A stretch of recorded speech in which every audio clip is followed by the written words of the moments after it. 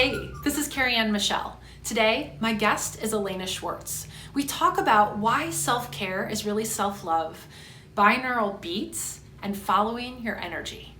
Hello, Alaina. Hi, Carrie Ann. It's so great to be here with you. Oh, it's so great to see you. It's so fun when I am meeting newer people in my network and I get to host them on the show. It's so fun to see your face. Thank you. Thank you. An honor to be here. Yes, thank you. And you were coming to us from the East Coast. Is that correct? That is. I live 2 hours north of New York City. Okay, great. That's fun. I think you might be the first East Coaster that I have this season on. So that's great. Yay! Have fun. I know. And I'm going to share with our audience a little bit about how we know each other and a little bit about your background. And then I can't wait to get into our conversation today.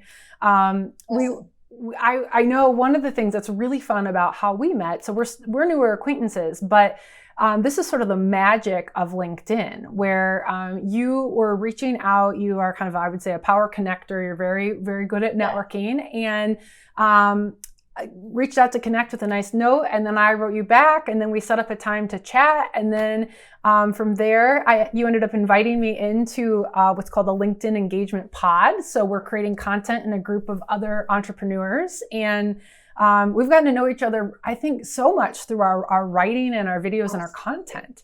Yeah. Loving what you've been sharing. Yeah, thank you. Likewise. And Thank you. I want to share a little bit about you. So you're the founder and CEO of Alaina Schwartz Enterprises and Business Freedom Formula. And your story is really cool, in my opinion. Specifically because you spent almost 2 decades in the music industry. And as many people know, that's my background in music as well. But you're a lawyer, a former lawyer. And Yes. I'm a retired lawyer now. Okay, a retired lawyer. And, in that time, you were EVP of the largest independent music company. And really what happened is you saw firsthand burnout at an extraordinary level. And more importantly, I think the detrimental effects on health and life when you are just going at a pace that really is not sustainable. Absolutely. And it seems like maybe both for you and with people around you. So then to form your coaching business, you did some pretty cool things, in my opinion. You studied, I kind of have this list here, peak performance, quantum physics, neuroscience, psychology, and some other tools as well. And, and now you're focused on supporting high-achieving, heart-centered women to grow their business to the next level. And I just love that. I love that it's the high-achieving, heart-centered is the way you define your audience. I relate to that. Key. That's key. They have to be up to big things to change the world. Not just up to big things, but big things to really make a difference. Yeah. Okay. First I want to start with, I'm just curious because we've never really talked about this. I know we're going to talk about self-care and and get into those details, but I'm so curious about when you studied, quantum physics, neuroscience. I understand the psychology part, but maybe I don't understand those others as much. Were you looking at the brain connection? Tell me more about that and how you use it in coaching. Oh, yeah. Oh, I could talk about this endlessly, Carrie, really, because it just jazzes me so. So, when I gave up practicing law, I ran smack dab into what I would call an identity crisis, a dark night of the soul. And in the process of that, I went really dark and learned a lot of techniques that helped rewire my brain, rewire my thinking, help me understand reality from a different perspective. And the more awake I started to become, the more I started to learn all of these magical tools and all about these various different sciences and understanding how to help people rewire their brain, rewire their states of being. I love entrepreneurship because there's so many things that come up for entrepreneurs in terms of limiting beliefs when you're not getting a paycheck that don't necessarily come up when you are getting a paycheck. And so I love supporting entrepreneurs and to me, to grow your business, the first step is to change who you're being. So to change who you're being, all of these sciences, all of these tools, all of these somatic tools that I work with actually help people completely change their inward experience, so that their outward experience magically changes. And then they get the tools, what I would call ironclad structures, to then grow their business. But if it's, for example, lottery winners, 70 to 80% of lottery winners lose all of their money within like 2 years. And it's because they're broke at a higher bracket. They haven't up-leveled who they're being. They've just gotten more money. So to move from entrepreneur, if you want to make 6 figures to multiple 6 or even 7 figures, you can't, the things that got you there aren't going to get you to the next level. Yeah, that's amazing. I love that. And I love that you've studied that, you understand how they connect, and that you bring that in. I mean, I think just hearing you talk, I'm kind of reflecting on my own experience coming out of corporate America and, becoming an entrepreneur a few years ago. And, the one tool which I know that I use a lot is sound bowls and meditation in that way, and the frequency of sound. And through that, I've opened up to, other forms of kind of energy, including Qigong and Tai Chi. Mm-hmm. But I'm fascinated by what we can learn about the brain and that mind-body connection. And I love the way you talk about that kind of that inward change, which allows for the outward and the leveling up.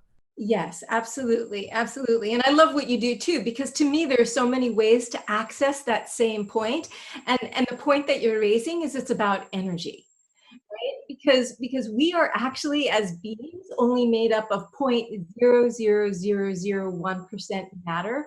The rest of us is energy, which is why we're so sensitive to the sound bowls, which is why we're so sensitive to meditation, and why self-care is such an imperative, in growing ourselves and growing our business. Yeah, and that leads me right to my first question, because as I've started to talk more about just using, going beyond kind of mindfulness and mental health to just talking about self-care, I come across a lot of people who will sort of say, well, I take bubble baths, or, I try to do yoga once in a while. And I think sometimes forgetting that self-care can mean so many different things. Yes. So I would be curious, what does self-care mean to you? Oh, I love that question. Okay. Self-care is synonymous for me with self-love. And then there are inward expressions of that, and then there are outward expressions of that. And the more that we take care of, this vessel that we inhabit, the more, for example, I drink this is 25-ounce bottle of water, and I drink it out of the bottle because I want to make sure I drink 4 of those a day. To me, that's a part of self-care. I spend almost 2 hours in meditation every day. That's a part of self-care. Dancing for me is a part of self-care. So what it means is, what can I do to keep my energy elevated so that I'm fueling myself? Because what tends to happen, particularly with high achievers, is that women, high achievers, have learned to create success from a masculine paradigm, which is about hustle, hustle, hustle, push more. And what that does is, as we were just talking about, leads to burnout, exhaustion, and overwhelm. And if we're not refueling the tank, then the car is running on empty, and eventually it runs out. And so the key is to do the practices that allow us, whatever those practices are, and for different people, it's different things. I mean, I can recommend a lot of things to people, which work and people love, but and I do that for my clients. But the idea is start running the tank on full, so that we are running at our fullest potential rather than running on empty all the time. That's such a good way of taking something kind of that can be sort of conceptual and making it more specific and digestible. I mean, one of the things that came to mind, I can't remember if I told you about this, but I can really relate with what you're saying about that kind of go, and being female and having learned more from that masculine sort of perspective. Mm-hmm. Because I started to see an acupuncturist several years ago for some medical needs, and it wasn't until I went and had somebody I really trusted who said, you've been running on adrenaline for years, right, and you are incredibly depleted. Right. And, for me, what that meant was I was trying to have children at the time. And, from her kind of Chinese perspective, that was part of what was going on. And then that was later confirmed really with, kind of more the science as we know it. But, what she helped me to realize was, even though I thought I had this balance of self-care, because I was working out, I was eating pretty healthy, but I was also go, go, go, go, go. And I was trying to get enough sleep, but I never could quite get my 8 hours. And I'm a person who needs 8.5. And so it really took somebody to look me in the eyes and say, you're coming to me, you're putting your trust in me from my perspective and background, and I'm reading your body. And for her, it really was the energy. And what you think is like keeping you going is really, you're completely depleted, and it's your adrenaline stores. Absolutely. I can so relate to that experience, especially even about the childbearing, because when this was all happening, when I was the EVP, I was working 60 to 80 hours a week. Most of my self-care practices had gone out the window. I've been practicing yoga now for 25 years. But even then it was very sporadic at best. And what ended up happening for me is I developed autoimmune issues. I started miscarrying. I couldn't hold pregnancies at all. And I literally could only eat 10 different foods. And I'm not talking about like a vegetable group as a food. I'm talking about like carrots as one food. Wow. Without feeling absolutely sick, like bowled over in pain in my belly, and I went, this isn't good for me. Like, what's happening to my body, what I'm doing to myself. And that's the thing we don't realize, is we're actually making the choice, and we can choose something different. And I didn't know these things back then. So I wasn't great at self-care. I wasn't great at understanding these things. And it was through that process of crashing and burning that I really began to understand what was really required of me to have the fulfilling and satisfying and happy life that I wanted. Yeah. And let me just say one other thing. So many of my high achieving clients think that self-care is a luxury. I have to help them rewire the thinking of, it's actually a necessity. This is actually part of your business. This is part of what helps you grow a successful business. Yeah, I love that. So I was just taking a note on that. I think I was writing requirement, but necessity. I like that you said that. And I think that's true. I think, even kind of made a little bit of a joke, not in any wrong way. I love bubble baths, and that is a form of self-care at the beginning. But I too went through that, where it was sort of like, these are things that, because sometimes I would think of self-care as like, I'm going to go get a pedicure, and I'm going to have somebody essentially massage my feet, and I'm going to be quiet, and maybe they don't allow cell phones. So I'm just going to sit there. And there is definitely a form of pausing and self-care and having somebody help move things through your body, and feeling dazzled by color, on your toes. But I think sometimes that would be what would happen, is it would come kind of from that, like, I'm taking a pause, I'm going to take this spa time, or I'm going to take a bubble bath, which I don't have time to do every day. Right. That's the thing. So it's like once every 2 or 3 weeks you're doing it, rather than a daily ritual or practice that really helps you bring yourself back into your body. Yes. Back into your body. I like that too. You have some really good choice phrases. Thank you. Thank you. Yeah. One of the things that I talk about success is getting out of the head and getting into the body. Like we're body, mind, and spirit together, and we have to honor each one of those pieces. And particularly when we talk about high achievers, we tend to be in our heads all the time, right? Which is just plain exhausting and depletes your adrenals and things like that, and creates these, cycles. And so the more that we can actually inhabit our body, the more it allows us to be present. So self-care allows us to be present. And when we're more in the present moment, we can, it's amazing how many resources show up, how many synchronicities happen, how much inspiration and creativity we get, how much, solutions flow through us then. And then work that would normally have taken even, say, 4 hours to do now takes almost half of that time, because you're in flow with it rather than pushing and hustling to make it happen. Well, and I think that's another good point you're making, because when you say the way you just got to sort of that ending point about in flow, because I think that's something that I heard a lot more once I became an entrepreneur. So it was something that, even though I would argue it's really important in the corporate world too, it was something that I really never, honestly, had ever heard. Mm-hmm. And then it was like everywhere, especially from female-based business owners. I would just oh, that's great, Karen. You sounds like you're in the flow now. And I was like, I am? Okay, well, that sounds like a good thing. Like the whole first year, I was like, I don't really know. And I'm a person who's open to energy and playing sound bowls, but I still didn't really, I think, intellectually quite understand that. I think I was starting to feel it. Yes, I'd seen an acupuncturist along the way. I believed in how I felt when I would stop and I would pause and spend more time for me. But getting yourself into sort of a different cycle of life, I think, is what allows you to do that. And it's taking these little steps, like you said, every day. Every day, every day, every day. And the thing is like, I would call what I do beyond, I mean, I do a lot of strategy work too, but I would call what I do beyond mindset. I would call it like mindset 3.0, because it really changes your state of being. And self-care, just like mindset practices, are a daily basis. It's not like, when you have a garden, if you're not pulling out the weeds regularly, they're growing deeper and deeper.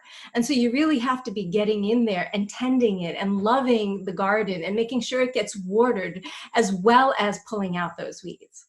Yeah, that's another really good analogy. I think these metaphors and analogies are honestly very helpful. Even for me listening, I'm reflecting on sort of how well am I doing with that, right now, as somebody who is a big champion for it. And that kind of leads me to like another question for you. I'd be curious, in talking and kind of bringing the elevating your life as one of the foundations that I also love to help people with. And I do that more practically from the communication standpoint, and helping people think about that as they're going to talk about their business. I always love to know what is somebody's why, and how, as you think about your why, how do you use that with your self-care to support your self-care for yourself? Oh yeah, I love that question too. So okay, I'll be perfectly frank with you. The why exercise, I do an NLP why exercise with my clients to help them really dial in. And ultimately, everything we're wanting is a feeling. We think that we want something else, but everything we're really wanting is a feeling. And if you distill it down and you keep distilling it down deep enough, you'll get to the real feeling of what it is that's your why. And for me, my why is love. My second why that comes on that is contribution, is service, right? So when I think about my business, the why of my business truly is to be of service, to help other people transform their lives, to be able to give their gifts to the world, so that the world is just this awesome place where we're all doing what we love to be doing. So that is my why. And in the process of that is so much, as we were talking about, so much self-care, because it is about love, and it's not just love for others, it's about love for myself. And the more that I cultivate love for myself, the more that I can show my clients how to do the same. And that's really the beauty of what I do. And then the more my clients actually love themselves and love what they're doing, the more that they could do it in the world. And so it comes from such an empowering stance to be able to do that. That's really beautiful. I love that. And I think the other thing that's important about hearing you say that, watching you say that, is that it's so genuine, because I feel like sometimes I try to look at, what people say they want to do, because I'm helping people position things, right? I'm taking kind of that story that you're sharing, and I'm helping to put it into communication on a website, for example, or how someone talks about it to other people. And I'm always, right or wrong, it's sort of that, maybe similar to your lawyer brain. It's sort of like my marketing brain's always sort of, but you can just tell 100% that is such a true thing. And, I think it's so important. I love what you said about getting to the feeling. And one thing I wanted to have you share was the acronym you used, the NLP is neuro-linguistic programming. Okay. Yeah. So I use some tools from neuro-linguistic programming, and it's just one way to rewire the brain. Okay. Right. And actually, a lot of NLP techniques rewiring the brain are through language. Like, our language is so indicative, like that's actually what you're talking about communication, but our language is so indicative of our beliefs and our basic operating principle, like our paradigm. And when we were able to look at what our paradigm is, then you're able to look at what's getting in the way of that paradigm. That's, getting in the way for you creating what you really want, creating the business you want, creating the relationships you want, creating the lifestyle that you want, having the freedom, having the family, whatever it is that you're really wanting. So there's a basic operating principle, and it's almost like there's, if you think about it like a computer, it's as if there's a virus in it. And the virus are all of these limiting beliefs and self-sabotaging behavior that we do that we're not even aware of, that are in our subconscious minds. And so the language that we speak, for me, when I hear people talk, it so lets me into what's really going on in their subconscious mind. Yes, that makes a lot of sense. I thank you for explaining that. I feel like maybe I have heard of that kind of methodology just in my own sort of research. But I do think that's key, because what I've learned from going to therapy for maybe 6 years now is just starting on that journey of understanding the power that's happening in the subconscious and when it comes out. And you're right, that is where the limiting beliefs, which that's the best way to succinctly say that. It's what's keeping you from trying to be where it is you want to be. Yes, it is. And 95% of our actions are being driven from our limiting beliefs.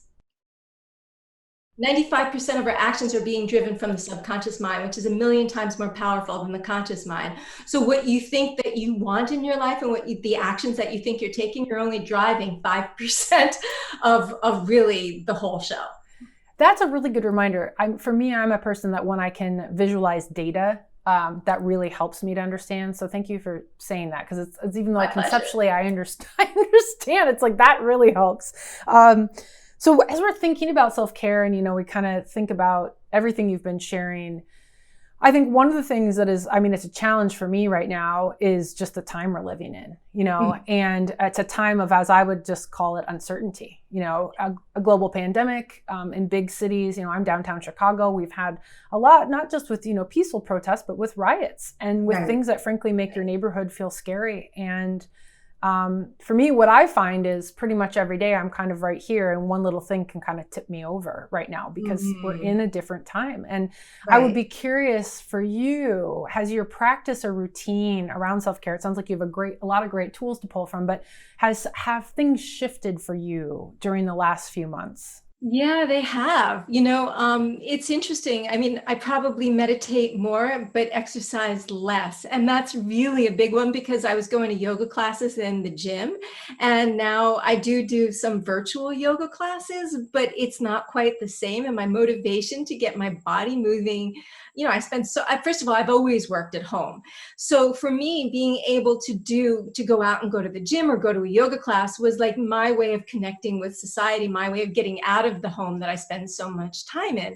And now being home all the time and not being able to go to the gym or go to a yoga class or, do other things that I would do socially, has really impacted my physical movement a lot, which I was thinking about that. I did work out this morning, and I was thinking as I did of like, oh, okay, so this is my next self-care piece right here, because so much of the other stuff I have totally dialed in and I do consistently. Like, I do not go a day without it. I do it so consistently, but that's my next hurdle to say, okay, this is what I'm taking on. So yeah, it has.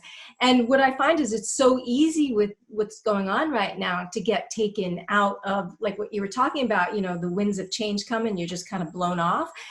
What I really help my clients do is create a level of stability in that, so that the foundation is so strong, so that you're rooted like a tree. So when the winds come, you don't really get bandied about so much that it has to be like a hurricane force wind to really take you out.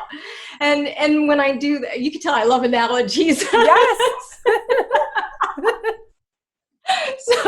So on that level, then it creates a level of stability, a level of because truly everything that we are is when we're reliant on anything outside, whether it be a relationship, whether it be the success of our business, whether it be a pandemic or not, or socially, or our net worth, what's in our bank account, we're always subject to a level of reactivity, always, because those things change all the time. They're not consistent. Yeah. And so we're always subject to that. So when we source from inside that foundation, that level of stability, a level of trust and faith in what we know to be true, then those things don't have the same, those external forces don't have the same impact on us.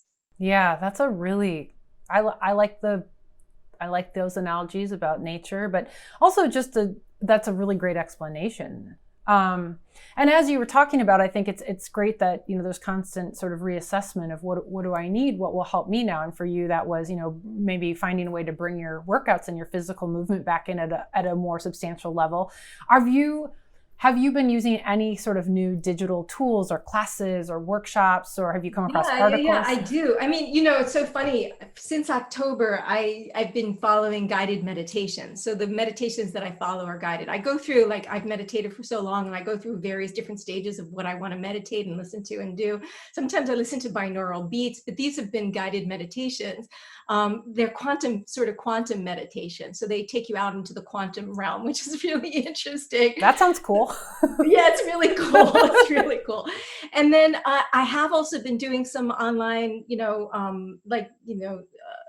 not like you follow along with the whole class, but like digital workout programs. So that really helped me, because if left to my own devices, that's the one area that, So I do follow a program. I am following a program, and that does help, because then it just tells me what to do, and I don't have to think this is what I have to do this day, or what do I need to think about. So there are some things that I do follow digitally, and I just follow where my energy goes. If I feel like doing that, I do it. If I feel like practicing yoga, I do that. So I just follow where my energy goes to see, like, what feels right to feed myself. I think that's a really good tip for people, that when you're able to be more in tune with your needs and the feelings that you have, that then you're able to listen to your body that day, listen to your needs and your energy. Yes. And, there's plenty of times that I've gotten up and thought, okay, today my plan was I'm going to do my, digital dance class, because I'm not going there in person anymore. And I'll find that I'm really tired. It's like, maybe it's been a long week. Maybe there's been whatever going on, internally, externally. And I'll realize, the best thing for me today is to try to do just like a gentle yoga stretch on my own for 20 minutes. And, that's what I needed. And I love that. I love that you're listening to that, because it's funny, because you say that I'm a very high intensity workout type of person. So I love really advanced yoga, very high intensity workouts. And I have not been feeling that. I've been feeling much lower intensity, and it's about honoring the way you feel rather than pushing through because you think you should get somewhere. Yeah. That's really important too, honoring the way you feel. I like to just repeat some of the things that I really love. I wanted to go back for a minute when you were talking about your different meditations you follow, and the one on binaural beats. Yes. I would love to know more about what that means.